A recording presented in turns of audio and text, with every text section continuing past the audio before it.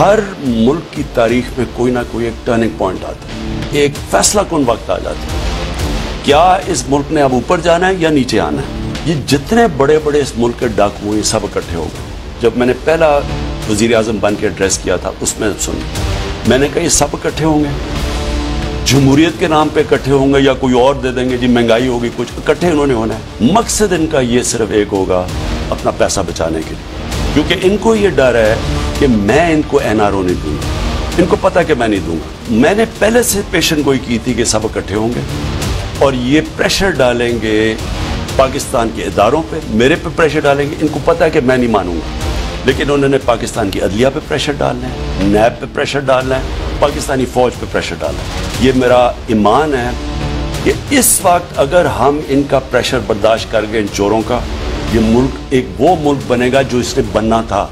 ये सबसे तेजी से ऊपर जाएगा मुल्क। अगर हमने किसी किस्म का इनके साथ कॉम्प्रोमाइज कर दिया, उसके बाद मैं आपको यकीन दिलाता हूं कि मुल्क का एक मॉरल कोलैप्स होता है। देखें, मुल्क तबाह कभी भी चोरी से नहीं होता।